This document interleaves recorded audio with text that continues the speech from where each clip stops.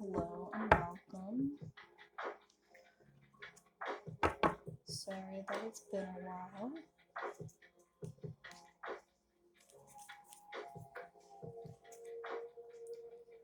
Hope everything is going wonderfully for everyone.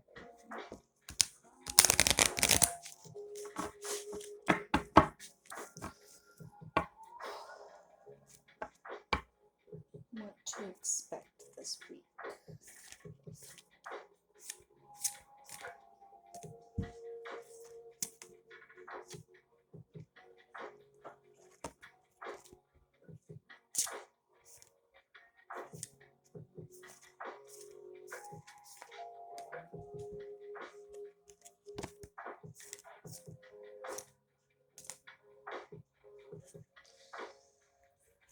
Wow, some interesting cards.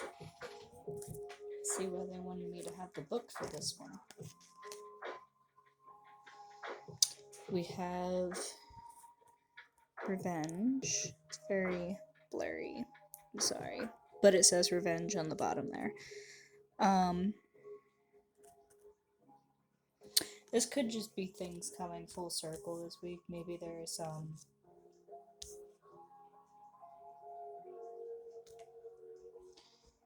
situation that was set in motion a long time ago, and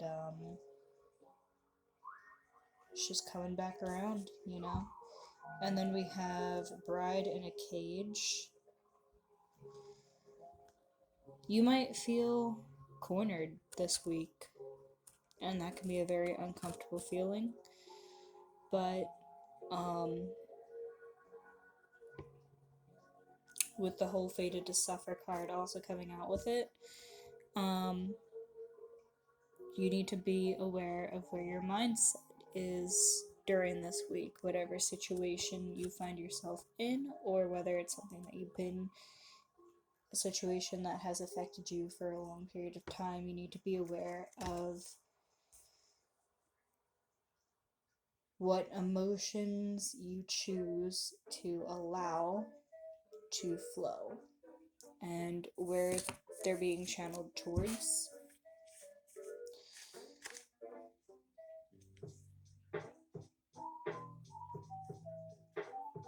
So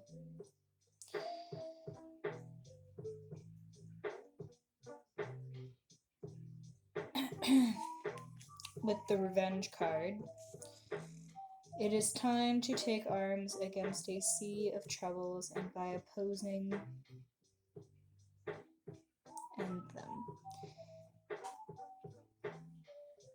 There is no white knight, but there can be a black storm woven by fallen angels.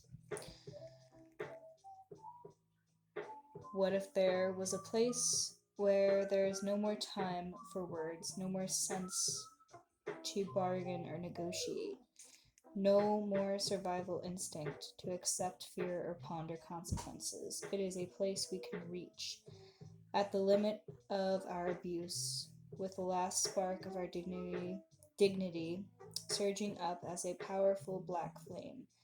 We cry, we hurt, and we strike to destroy. We destroy not for ourselves, because we are gone. We destroy for the fairness of the world. We destroy because there is no sweet justice. There can at least be cruel revenge. We destroy for those who came earlier, for those who would have come later. We destroy, and as we destroy, we forsake ourselves. There is no going back, because coming back from that requires much more than force.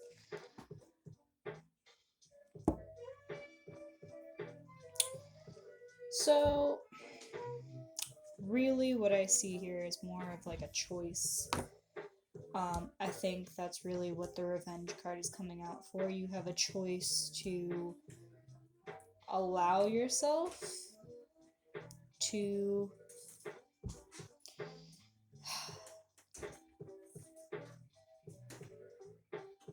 perhaps become what someone has done to you.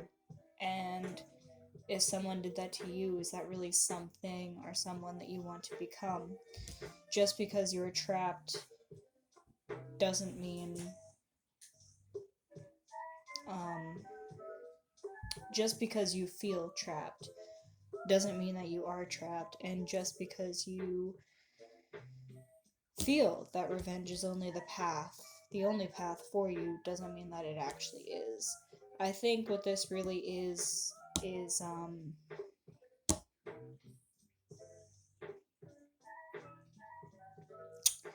so a prism. When you hold it up to a window, the rainbow shines through, right? You are only seeing certain colors right now, and that happens when you are in states of high stress, states of stormy emotions, and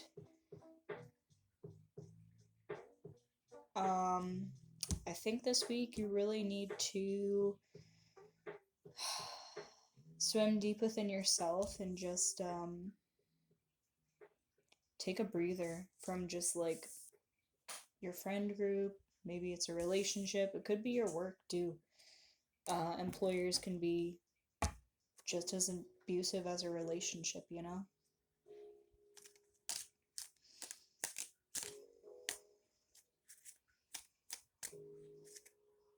Nice.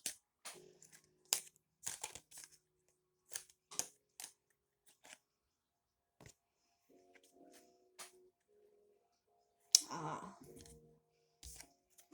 In the moment, if you can, remove your judgment and criticism and truly listen to someone. You will empower them. So,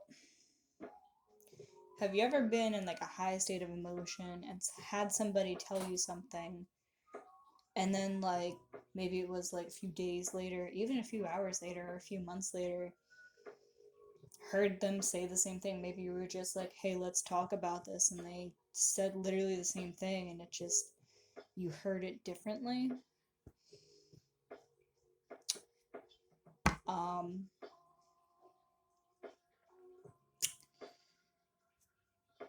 I feel like whatever situation you're in currently is going to be similar. Um, Creating a healthy divide, healthy boundaries in order for you to calm yourself, I think is very important. Good spirit animal for this week.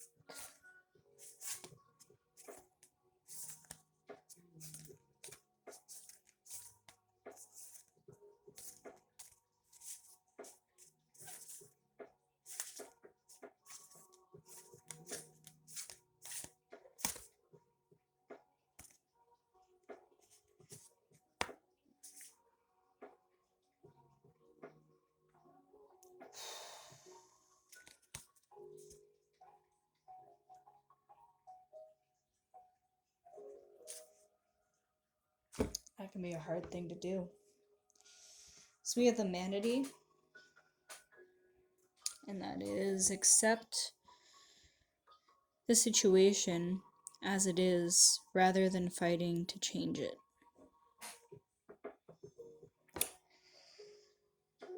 So accepting a problem is, the first step in positive change, and sometimes the best way to create that positive change is letting it to work itself out. And it sounds counterintuitive because how can something work itself out if you're not doing anything? And by removing yourself from that situation to allow yourself to have clear perception of things is probably one of the best things you can do in any situation. Some situations you don't have to remove yourself from it in order to have that clear perception, but other times you do. And going with the flow is a very hard thing to do because you may perceive it as being stagnant at first. But in reality, by continuing to kick a dead horse, you're already stagnant.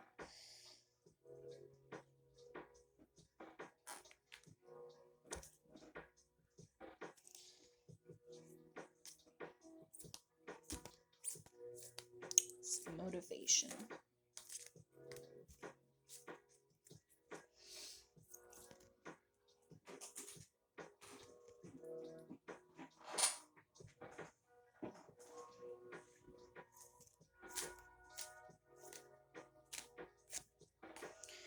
That was a lot, but we're good. A lot. Seems like we could use a lot of motivation this week.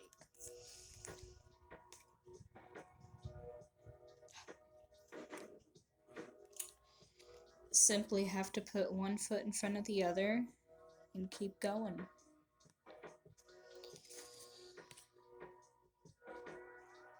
Yesterday is not ours to recover, but tomorrow is ours to win or to lose.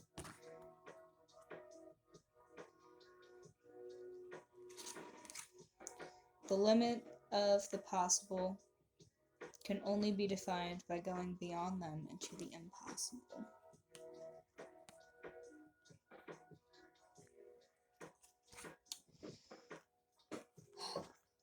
That's good.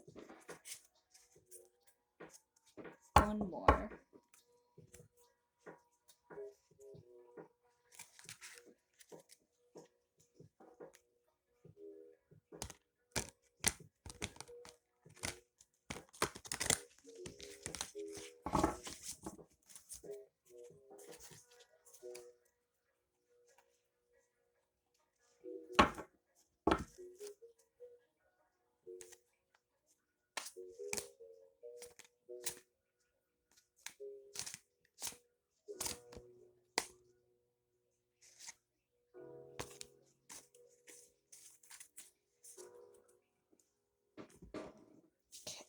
So,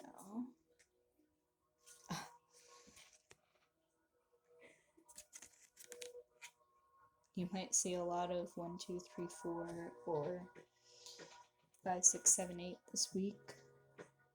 Be mindful of synchronicities, could be in the form of animals too. We have 5, this sigil. We have 6, this one's a very interesting sigil.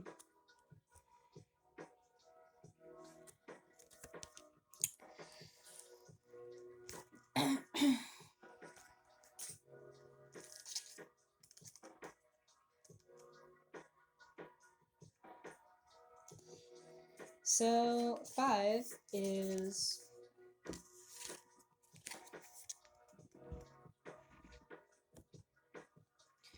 bulldozing. If you have drawn this sigil, you are bulldozing a part of yourself in this situation. Consciousness itself functions like water. If you are looking at a river from above, you can see that a large river often branches off into smaller rivers, and each time this happens, there is less water available to the main river. Due to trauma, which occurs in all people's lives with no exception, the question is simply to what degree. Our consciousness splits, just like any river does. It splits so that instead of a whole, we are fragmented. It is easier to comprehend this process of splitting, that is fragmentation, in terms of how it affects our being by imagining that when our consciousness splits as the result of trauma, our ego splits in two. And it can do this over and over again. This means even though we have one body, within that body we end up with multiple selves. The best way to picture this is to imagine that inside your body you have a collection of Siamese twins. They are technically all conjoined because they all share one body, but each one has its own identity, its own desires, needs, perspectives, strengths, weaknesses, and appearance. Some of those internal Siamese twins we like to identify with. Others we disidentify with, suppress, deny, disown. We have good reason for approving of parts of ourselves and rejecting others, but no matter how we spin it, it means that we are polarized. You have experienced this polarization any time that you come to a place where you have to make a decision, and part of you says yes, while another part of you says no. When we are faced with this situation, we usually begin to play a zero-sum game internally. We make a decision, so the part of us that says yes has won, and the part that says no loses. It is as if the part of us that is saying no to something is standing in front of a bulldozer being driven by our other part, and instead of creating resolution so that both parts feel in alignment with the choice being made, the one driving the bulldozer simply runs right over the one protesting. This creates an internal atmosphere of distrust. It is an antagonistic internal atmosphere. The Siamese twins that we tend to bulldoze the most are those that feel fear. We cannot bulldoze our fear without creating more fear. Instead, we need to take loving care of our fear. In this situation, you must consider that the part of you that is being bulldozed exists and is currently holding a very important personal truth that you need to look at instead of ignore or minimize. You have important feelings that need to be felt and needs that need to be met, but you are simply bulldozing forward with the idea that you shouldn't feel those things and shouldn't need those things. If you have drawn this sigil, you are bulldozing a part of yourself in this scenario. That is why you feel like you are moving forward and doing things in spite of yourself. You would be wise to understand that you cannot do this and feel good or manifest anything good at the same time. In this situation, you need to make sure that you move forward on decisions only after you have achieved a state of alignment between your internal and Siamese twins. Wow.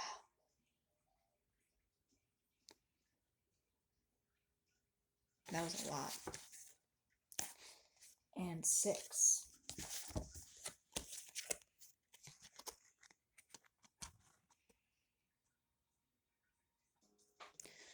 Your trauma. If you have drawn this sigil, you are not seeing how your own trauma is feeding into this situation, is causing reoccurrence, or is causing you to not see the objective truth of this situation beyond your filters. Trauma is essentially distress without resolve. When we experience distress but cannot find a way to genuinely create resolve for that distress, we end up coping. That trauma becomes like a skipping CD that we never move beyond. We do not weave the pain that happened into the tapestry of our life, a tapestry of our choosing, so that the trauma adds to our life instead. It only takes away from it. In this situation, you need to ask yourself, how could my past situations where I experienced distress without resolve be preventing me from seeing the reality of this situation? For example, in this situation, you may be thinking the present is the same as the past when it isn't, or you may have experienced trauma that is making you act in ways that are not appropriate to the actual present scenario. Or you may be in a painful situation that is a repeat of the previous trauma simply to try to get a different outcome this time so as to achieve a sense of resolve. We tend to make judgments about things based on how easily we can recall relevant examples from our memory. This means if we can remember things more easily, we will tend to assume they are more common than things we cannot remember. For example, if we watch violent movies and read about violent news stories, we are more likely to perceive the world to be dangerous. If we grew up in a home where our memories of our father was of him being emotionally unavailable, we are more likely to believe that men are emotionally unavailable. Our perspective will keep getting reinforced every time we encounter something that validates the assumptions we have already come to based on our past experiences. If you've drawn this card, you need to realize two things. The first is that the time has come to really face your trauma and create genuine resolve with what is unresolved, because it is acting as a filter through which you cannot see reality, including this situation. The second is that each moment is a new beginning. The present does not have to be the same as the past. In fact, it often isn't even when we think it is. And no matter what assumptions you have made about how the world is, you can always change the way that the world is.